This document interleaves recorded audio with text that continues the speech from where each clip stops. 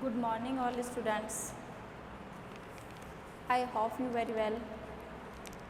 So today topic about paper second, botany, PSC part first, microbiology and mycology,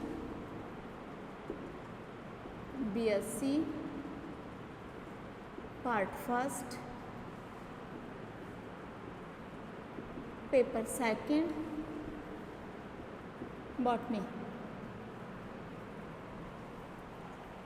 Last recording discuss about albugo,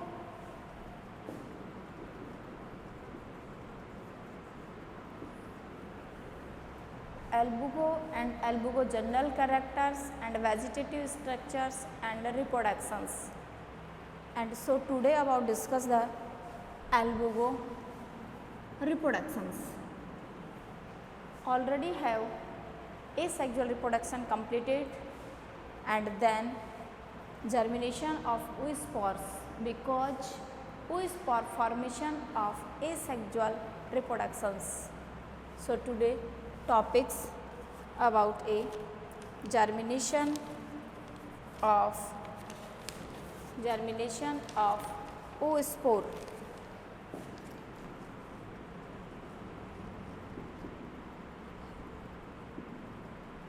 Germination of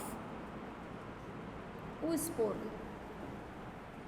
Germination of oospore.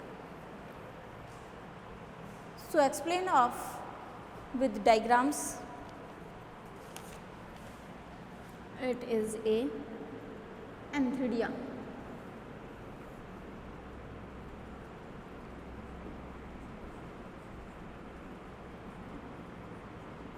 Antheridium, and this is a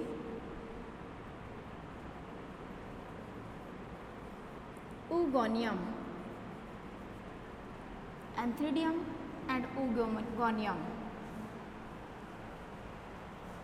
After some times are contact,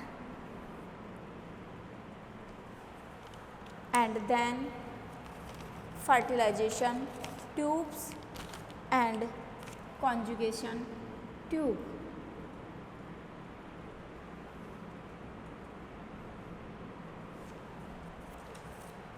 It is a Antheridia and it's oogonia. Contact and then fusion of cells. So formation of conjugation tube.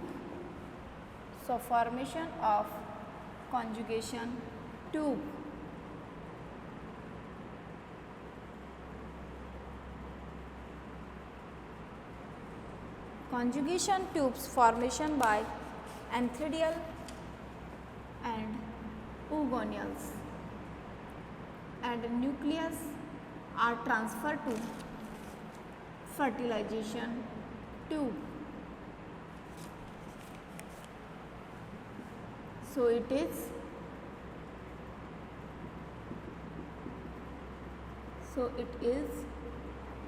fertilization tube,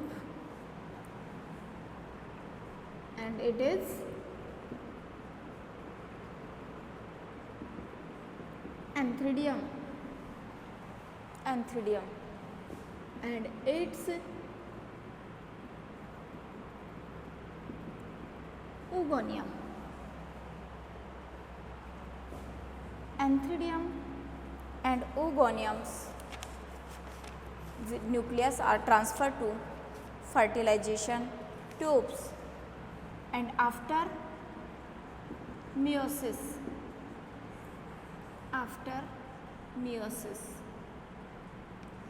so nucleus division,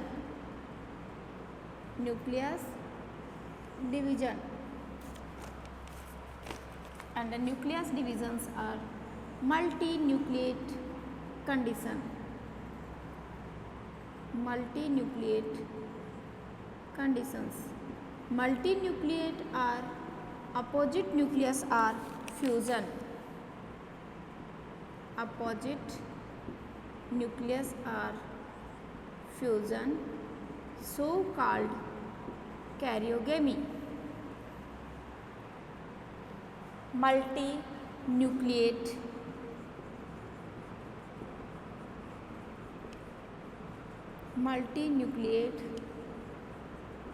conditions. Multinucleate conditions. So concentric coenocentrum. So it is called coenocentrums. So male nucleus and female nucleus.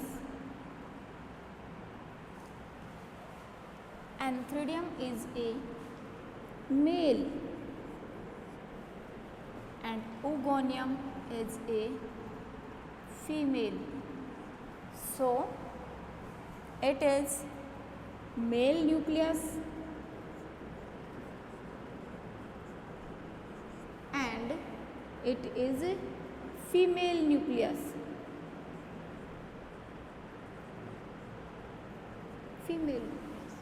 Male nucleus and female nucleus are fusion by karyogamy. Male and female nucleus are fusion by karyogamy.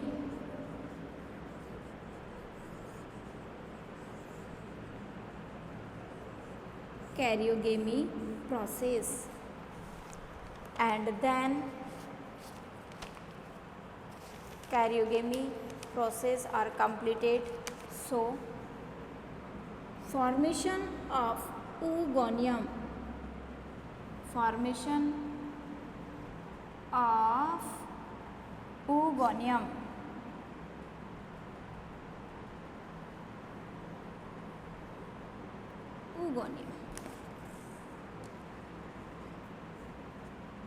तो हम इसके लिए क्या कह सकते हैं कि जैसे ही एक मेल न्यूक्लियस एक फीमेल न्यूक्लियस के साथ फ्यूज़न करता है तो ये किसका फॉर्मेशन करता है, एक oospore का फॉर्मेशन करता है।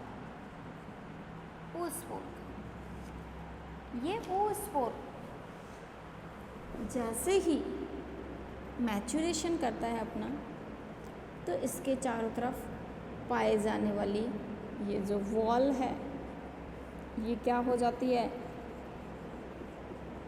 रैप्चर। ये वॉल जो है वो क्या हो जाती है, रैप्चर हो जाती है, फट जाती है। जैसे ही ये वॉल रैप्चर होती है, रैप्चर होने से इसके अंदर से किसका फॉर्मेशन बाहर होता है, ज़ूस्पोर। जो ज़ूस्पोर हैं वो बाहर आते हैं, ये होते हैं ज़ूस्पोर। ये ज़ूस्पोर क्या होते हैं, इनके सेल्स से बाहर आ जाते हैं, इनकी वॉल से बाहर आ जाते हैं। तो ये ज़ूस्पोर जब इनकी कोशिकाओं से बाहर आते हैं तो इनके चारों ओर ये वॉल तो फॉर्मेशन होता ही होता है, साथ ही जो न्यूक्लियस है वो कैसा होता है, 2n होता है। Diploid nucleus have a zoospore. Zoospore have a 2 flagella and diploid nucleus.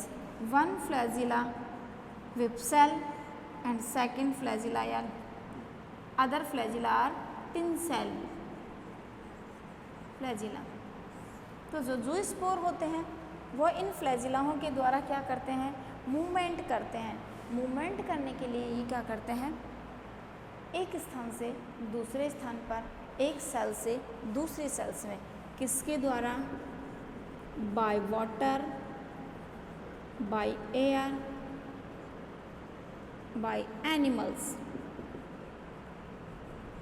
इन सब के थ्रू क्या होते हैं, ये एक स्थान से दूसरे स्थान पर चले जाते हैं। जैसे ही ये वाटर द्वारा, एयर द्वारा या फिर एनिमल्स के द्वारा जाते हैं।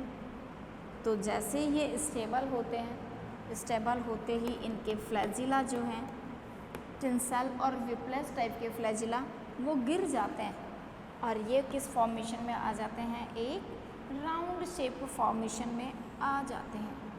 ये बनी इसकी राउंड शेप फॉर्मेशन।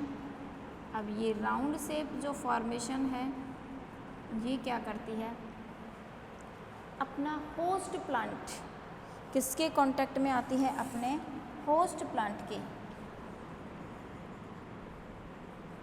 ये कैसी शेप ले लेता है, एक राउंड शेप।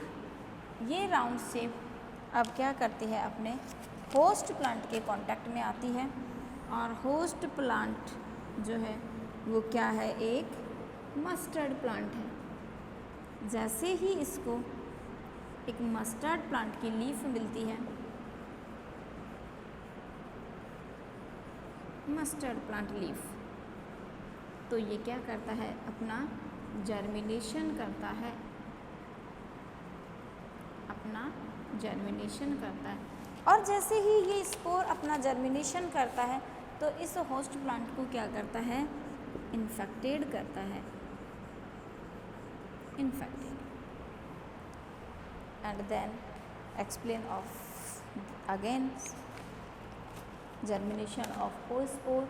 जैसे ओ स्पोर अपना जर्मिनेशन करता है तो इसके लिए एक oogonia का फॉर्मेशन होता है एंड एक एंथ्रीडियम का फॉर्मेशन होता है।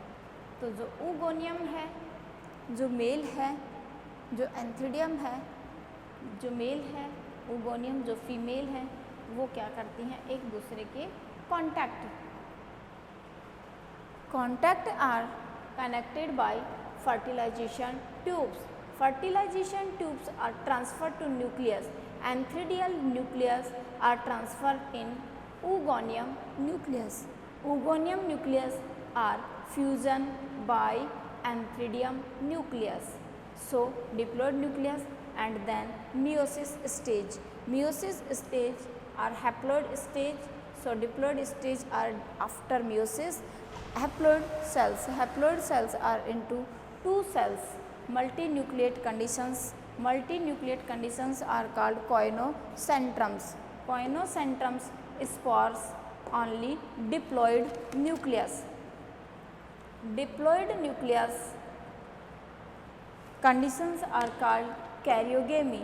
So cytoplasma fusion and nucleus fusion. Cytoplasma fusions are called plasmogamy.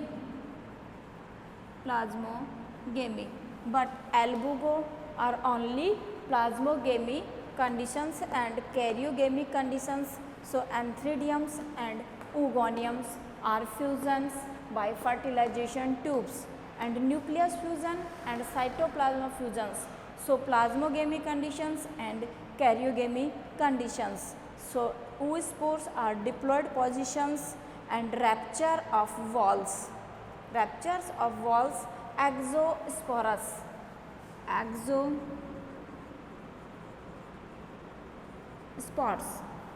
Exospores walls are ruptures and zoospores are outer environment. Outer environments are spores, zoospores by water, by air and by animals through other plants and other environment and other fields. So flagella are down, so round shape like a heart shape, kidney shape, but round shape are without flagella and round shape spores are germinations present of mustard plants या Brassicaceae family plants and germinations of spores of mustard plants and plants are infected by oospore or zoospores and then ruptures of plant leaves and leaves are spotted and pustules. So हम क्या कह सकते हैं कि जैसे ही ये round shape के oospore जो थे उन्होंने अपना इन्फेक्शन प्लांट बॉडी पे किया तो इस प्लांट की जो लीफ है इसके ऊपर क्या बनेंगे, स्पॉट भी बनेंगे और पुस्टुल्स भी बनेंगे। ये स्मूथ टाइप के होते हैं, ये रफ टाइप के होते हैं।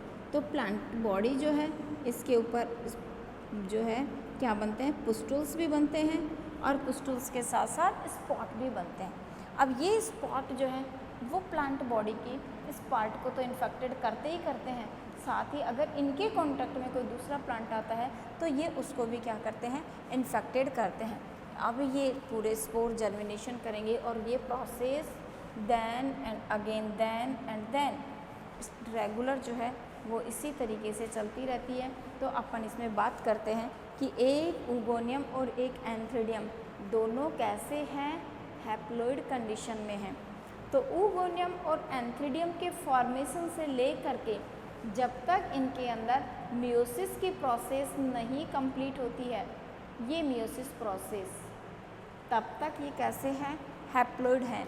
इसीलिए ये पोजीशन जो है वो कहलाती है हैप्लॉइड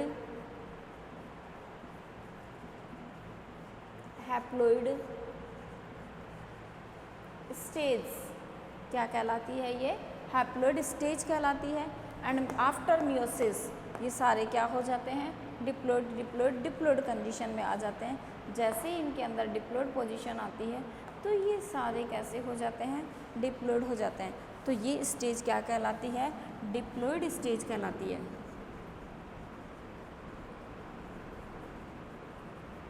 डिप्लॉइड स्टेज, तो हम क्या कह सकते हैं कि एक हैप्लॉइड स्टेज और एक डिप्लॉइड स्टेज, ये दोनों स्टेज क्या चलती हैं, अल्टरनेट चलती हैं। एक बार हैप्लॉइड स्टेज, दूसरी बार डिप्लॉइड स्टेज, फिर एक बार हैप्लॉइड स्टेज, फिर एक बार डिप्लॉइड स्टेज, यानी कि अल्टरनेट फॉर्मेशन में जब ये चलती हैं हैप्लॉइड और डिप्लॉइड स्टेज। तो जो ये अल्टरनेट पोजीशन है इनकी, इसलिए जब हम इनकी लाइफ साइकिल की स्टडी करते हैं तो जो लाइफ साइकिल है उसमें भी हम क्या स्टडी करते हैं, हैप्लॉन्टिक डिप्लॉन्टिक स्टेज या फिर हैप्लॉन्टिक बायोन्टिक, बायो मीन्स दो, बायोन्टिक स्टेज, हैप्लॉन्टिक बायोन्टिक स्टेज जो है इसकी अल्टरनेट पोजीशन के अंदर चलती है। ये हुआ आज अपना जर्मिनेशन ऑफ oospore का पॉइंट्स। नेक्स्ट अपन चलते हैं जर्मिनेशन जो है वो किस किस स्टेज में होता है और कितने न्यूक्लियस जब प्रेजेंट होते हैं तब होता है। तो इसके लिए अलग अलग साइंटिस्ट ने जो है वो अलग अलग टाइप से बताया।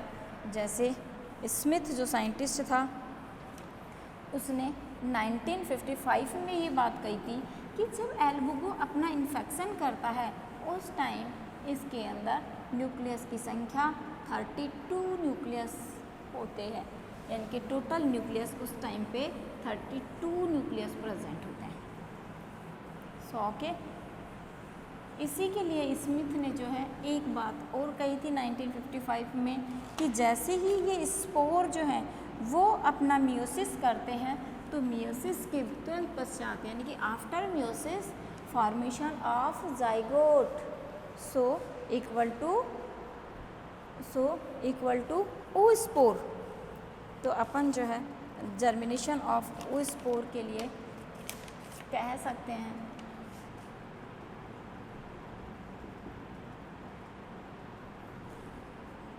कि जर्मिनेशन ऑफ, वो अपने एक फ्लो चार्ट, एक फ्लो डायग्राम के रूप में देखा। अब अपन इनके सिम्टम्स के बेस पे देखते हैं कि 32 nucleus are present, 32 nucleus are present in oospores conditions।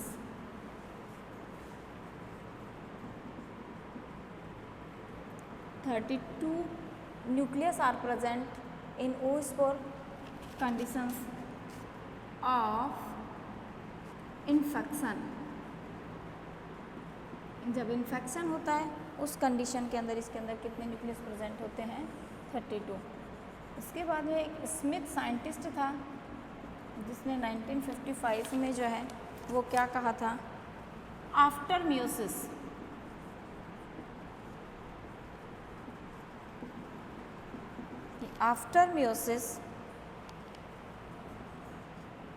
formation after meiosis formation of zygote, it is equal to oospore, is equal to oospore. And next topic, life cycle.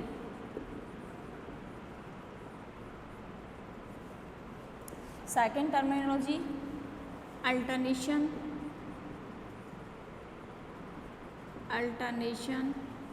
of generation. Alternation of generations are haplontic, alternation of generation, haplontic, diplontic type, haplontic, diplontic, and other names of haplontic, biontic generation. Haplontic,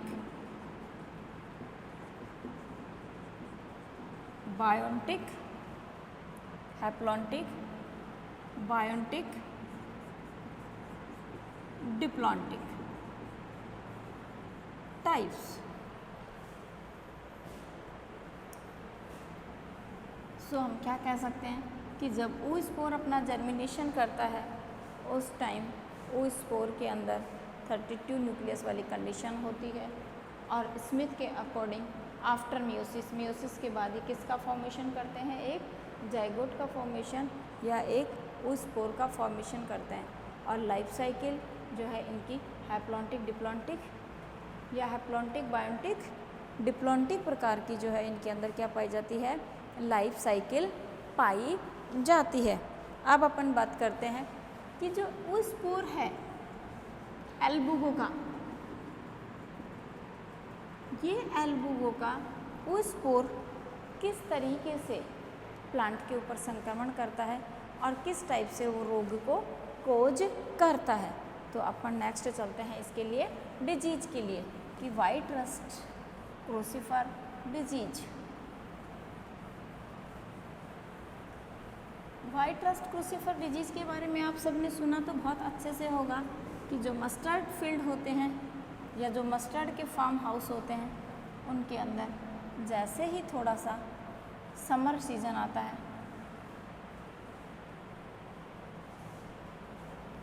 temperature थोड़ा high होता है, humidity थोड़ी higher होती है, उस condition में उनके ऊपर एल्बुगो जो फंगस है वो क्या करती है, अपना इन्फेक्शन कोज करती है.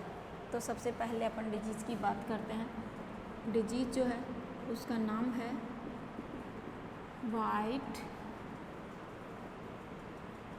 रस्ट ऑफ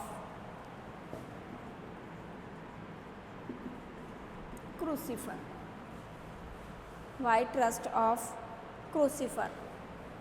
अगर आप इसको ध्यान से समझोगे to study very neat and cleans, तो very simple disease white rust of crucifer disease. सबसे पहले आपको हर डिजीज़ का नाम देखते ही आप समझ में आ जाएगी आपको कि इस डिजीज़ में कौन होस्ट होगा, कौन पैथोजन होगा. और जब वो पैथोजन एक होस्ट के ऊपर डिजीज कोज करता है तो उस डिजीज़ के कारण उस पैथोजन से होने वाला जो रोग है उसमें उस होस्ट का कलर कैसा होगा. वाइट तो क्या है, एक कलर है, कलर. रस्ट जो है वो एक फंजाई है. फंजाई अपने को पता है कि किस फंगस ने इस पर ग्रो किया है, एल्बुगो फंगस ने इसके ऊपर इन्फेक्शन किया है. क्रूसिफर एक फैमिली है, क्रूसिफर फैमिली. क्रूसिफर फैमिली का दूसरा नाम ब्रेसिकेसी फैमिली है. और क्रूसिफर फैमिली के जो मेंबर हैं वो हैं मस्टर्ड, रेडिस,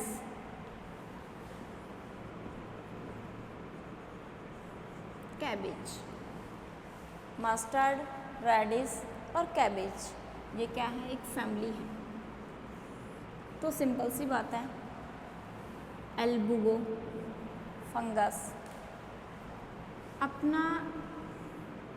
अपनी डिजीज कोज करेगी या तो मस्टर्ड पे या रेडिश पे या वो कैबेज पे।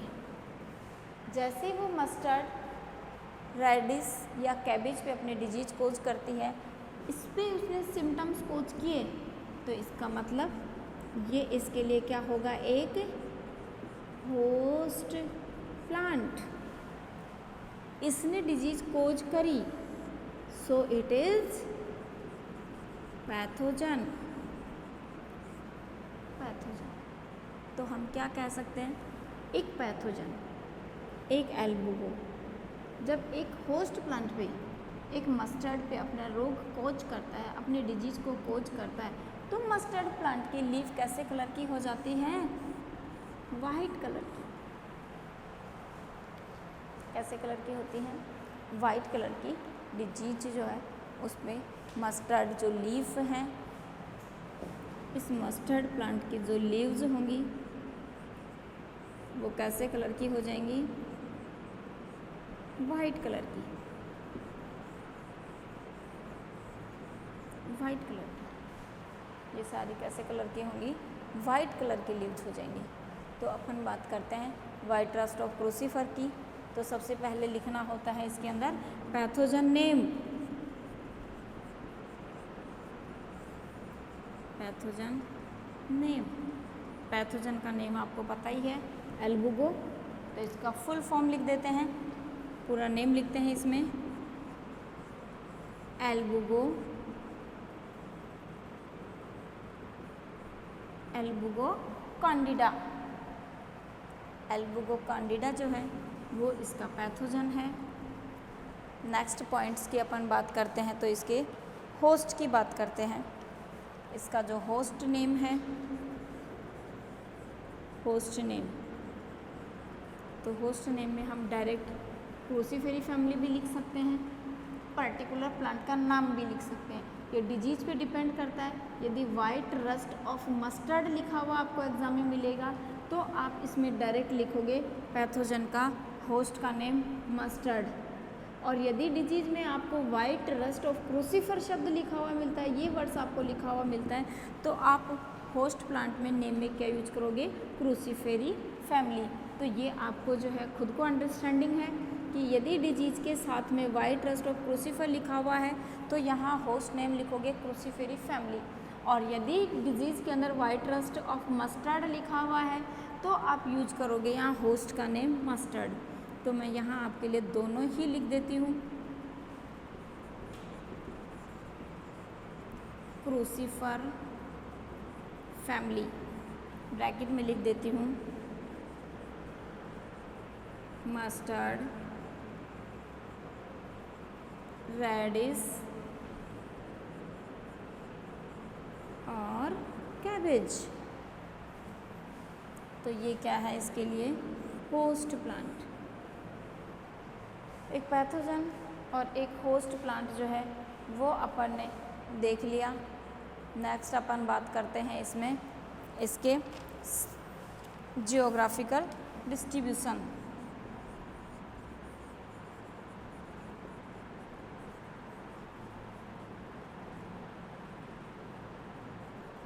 जियोग्राफिकल डिस्ट्रीब्यूशन, जियोग्राफिकल डिस्ट्रीब्यूशन की अपन बात करें तो सबसे पहले हर चीज़ को समझना चाहिए, रिपीट करने की बजाय या रटने की बजाय अंडरस्टैंडिंग पावर रखनी चाहिए। इसके लिए जियोग्राफिकल डिस्ट्रीब्यूशन यानी कि इस दुनिया में ये डिजीज़ कहाँ कहाँ होती है ये हमें देखना है।